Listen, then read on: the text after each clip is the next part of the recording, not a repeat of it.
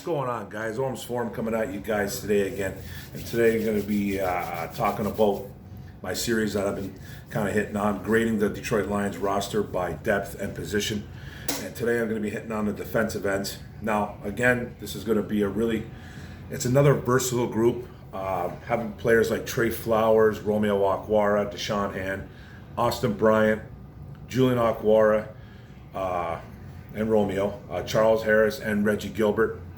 And then you have I kind of got these guys in a little bit of quotations as defensive end. Michael Brockers, Jashawn Cornell, Levi Onwuzurike, maybe Kevin Strong. Those bigger guys are bigger defensive ends that will be playing defensive end in a 3-4. They're basically defensive tackles, but in a 3-4 that we're running, this base scheme that we're running, guys like Brockers, Cornell, if he makes the team, Levi Onwuzurike, and possibly Kevin Strong, if he makes the team, will be playing some defensive end in a 3-4. Now, guys like Flowers, Romeo Okwara, Deshaun Hand, Austin Bryant, Julian Okwara, Charles Harris, Reggie Gilbert, those guys usually will have their hand in the dirt, but guys like Trey Flowers and Romeo are going to be standing up. They're going to be doing both. So I'll explain that a little bit. Like I said, there's a lot of versatility here. And then we move into a 3-4 base, how we kind of talked about, Campbell's kind of talked about Aaron Glenn, Todd Wash, the D-line coach.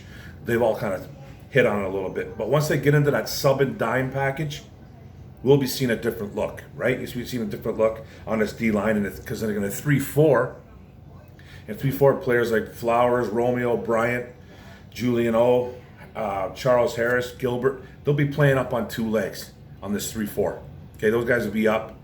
But then once they get to that sub and dime package, you're going to see those same guys I just talked about with their hand in the dirt. You know what I mean? 4 on a line, playing their defensive end, playing their true positions, and kind of minimizing their responsibilities. When you have your hand in the dirt, there's not a lot of responsibilities you have except go get the quarterback, play the run. As an outside linebacker, you have a little more responsibility. You have some coverages you got to think of. You know what I mean? They have to drop back in coverage, play the run, get to the passer. You see more as an outside linebacker. That's why you have more responsibilities. So there's a lot, like I said, there's a lot of versatility here, and it's going to be interesting to see how it goes along. Now, how I like to start is usually I go from my worst to first, and not necessarily I think they're the worst players, just maybe these guys will possibly be on the bubble. So the first guy I'm going to talk about is Charles Harris, 6'3", 252 pounds, 26 years old, a Missouri Tiger in college, a former first-round pick, 2017 by the Miami Dolphins. 136 tackles, 34.5 tackles for loss, 18 sacks, 5 pass deflects, 1 fumble recovery, 5 forced fumbles, 3 years as a Missouri Tiger. Got drafted in the first round, came into the NFL by Miami, 79 tackles, 13 tackles for loss, 28 quarterback hits, 6.5 sacks, 1 fumble recovery, 4 pass deflects, 4 year as an NFL player. Busted out, I would say, in Miami. Didn't really turn any heads. They ended up getting rid of him. The Atlanta Falcons ended up picking him up. He was on a 1-year deal. So, I think he had his best year sack-wise as an Atlanta Falcon. I think he had 3 sacks in 1 year. He's pretty much busted out. In college, he was that guy that was going to get to the quarterback, supposed to be a difference maker. Didn't quite end up like that. Now, one thing Sheila Ford told this guy was when they acquired him was one thing: go get the quarterback. So they're strictly using. I think this guy is going to be strictly used as a pass rush specialist if he makes the team. It's going to be a wait and see approach. You know what I mean? There's going to be players that are just going to be on the bubble. Like a guy like Charles Harris is going to have to show up in camp, show up for preseason. Now it's only 3 games in preseason, so you're going to have to be quick, man. You're going to have to be good. You're going to have to show out real early. I do like him, though. I really like this guy coming out of college a few years back, but he's going to maybe be a specialist. I just think he's going to be a specialist. Might make the team because he's got a lot of athleticism to him. He's very versatile, and he's a guy that can actually play up, too. He's 252 pounds. He's a guy that I talked about earlier in the video. He's going to be a guy that's going to be on his legs, so he can be playing some outside linebacker and defensive end as well. That's a bonus for him, so that's a good thing. It's just going to be tough for him to make the team, though. Now, and he's already started about 4 games too in his young NFL career, which is not the great being a first round pick.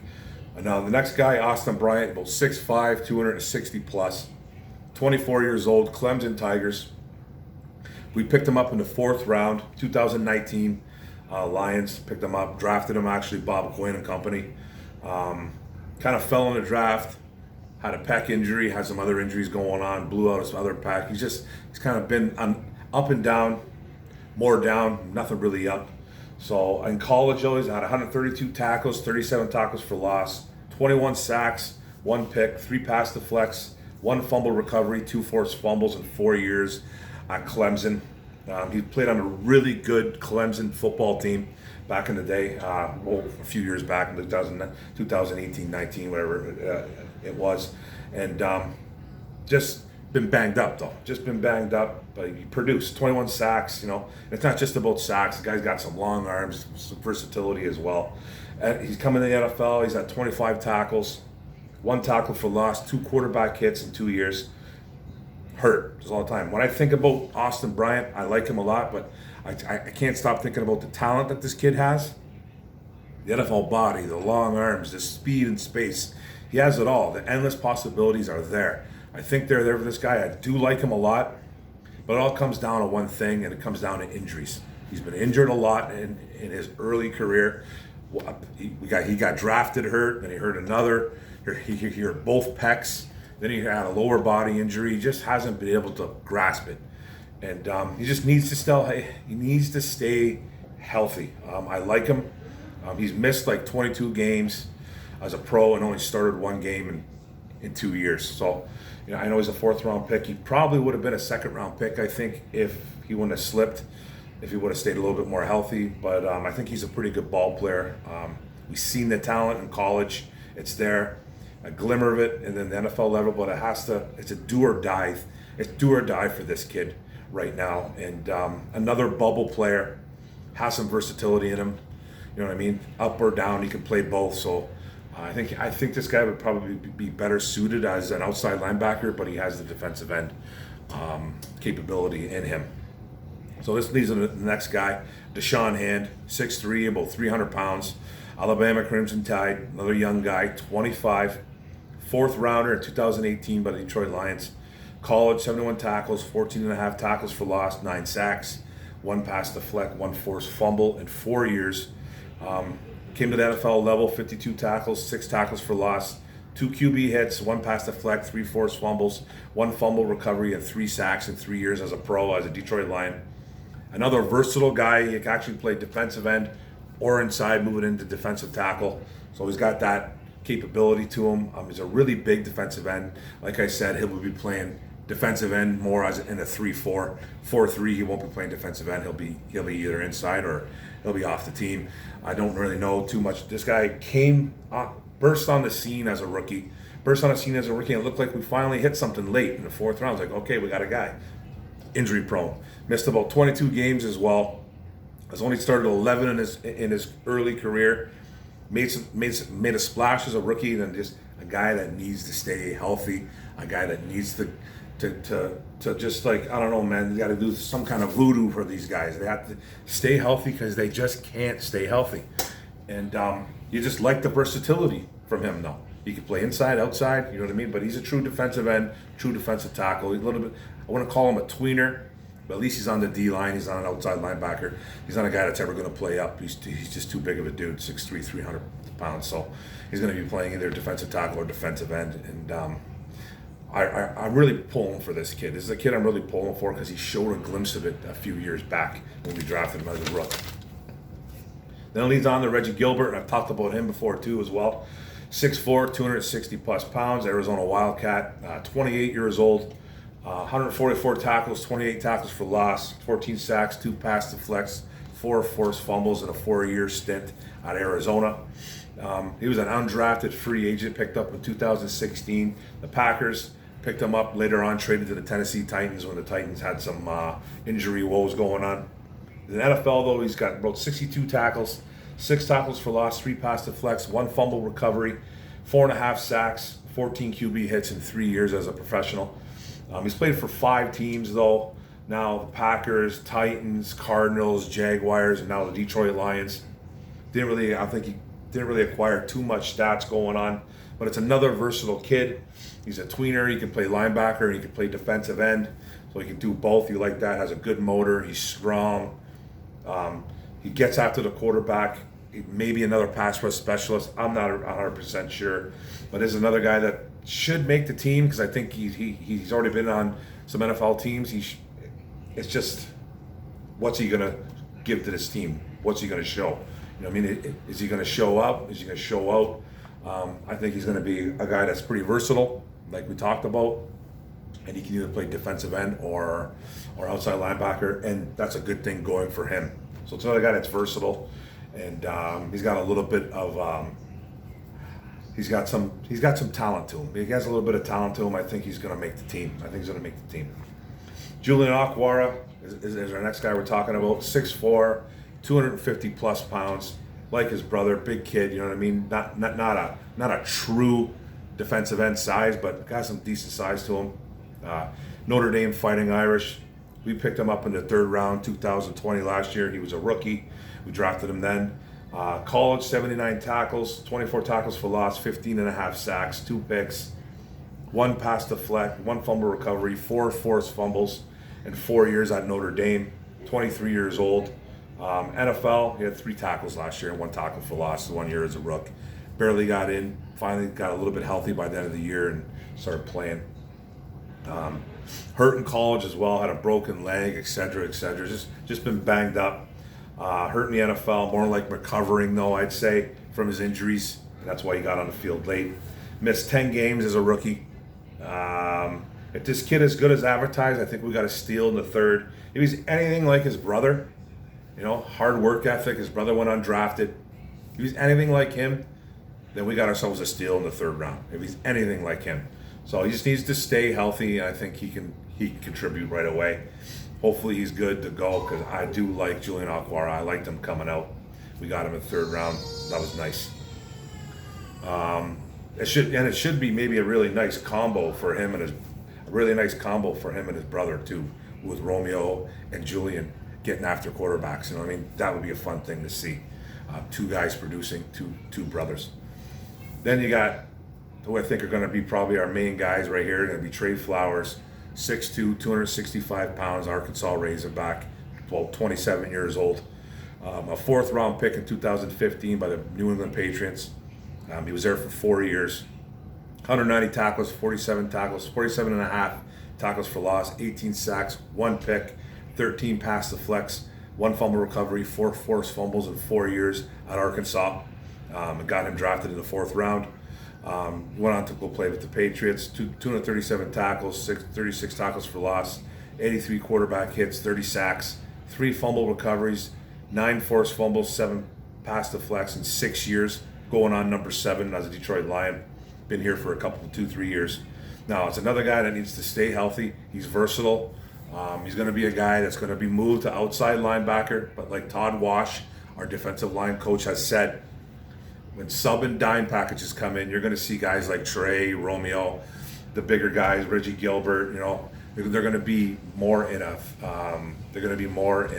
hand in their dirt type player as a true defensive end. In a 3-4, you will see these guys in outside linebacker. Sub and dime, 4-3s, you'll see these guys with their hand in the dirt. So that's a good thing.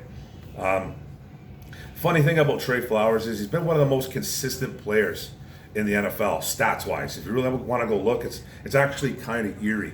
From like 2016 to 2019, he averaged like 7 sacks, 50-plus tackles, 8 tackles for loss, and 20-plus quarterback hits. It's really eerie, actually. It's like very similar, and 2 forced fumbles. So he's been a consistent guy. He's a guy that got paid a lot of money a few years back, and Lions fans are almost done with this guy. You can feel it. I'm almost done with him. $90+ million to me just to set the edge and play the run well. Don't cut it. You know what I mean? But you know what? I'm just a YouTuber and I'm just a fan. You know what I mean? It's just my opinion. But I expect this guy to be a little bit more. I just don't want this guy to come in and set the edge and play the run You know what I mean? Like, I want you to be a little bit more for $90 million. I want you to be a playmaker. I want you to make plays. Yeah, it's good that you get 7-8 sacks a season when you're healthy. I just don't think that's enough. And it's not all about sacks. It's not just about sacks. I want you to be disruptive. I want you to cause some problems in the backfield. I want you to play the run. I want you to set the edge. I want you to do all that. But I want you to make plays.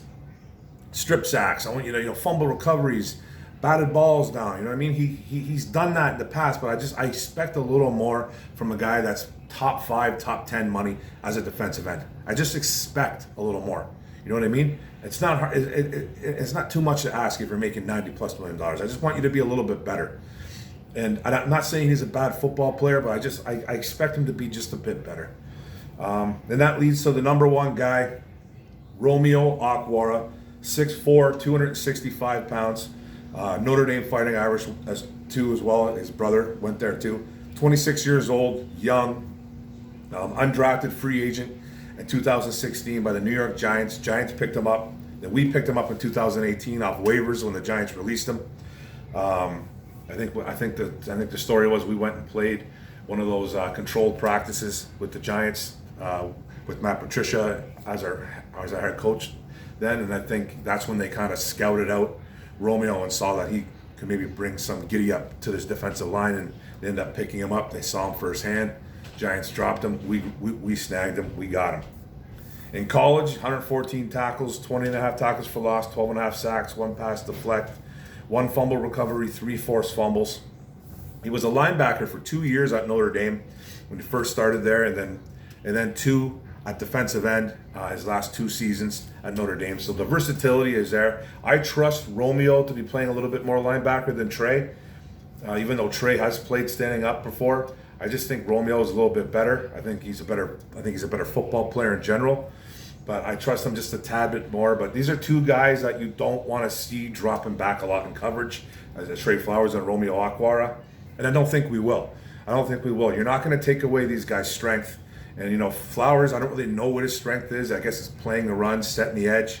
I would like him to get more sacks, but he does have some giddy up to the quarterback. He can get you 6, 7, 8 sacks. I'd like it to be more, but he does have that pass rush ability. Romeo is just a straight baller getting to the quarterback. I think this guy can get 15+ sacks a season.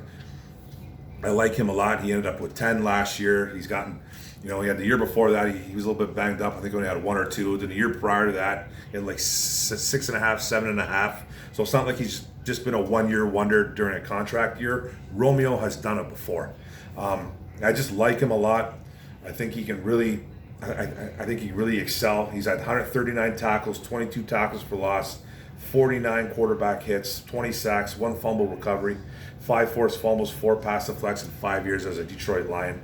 So you really like that, especially as an undrafted free agent, man. He earned his money. He's a kid that plays hard. He's a kid that plays with a lot of heart, and I think he's going to be a force in the NFL for years to come. And we got him at a premium, and we got him at a premium price. We got him at a really nice price. He didn't break the bank to stay in Detroit.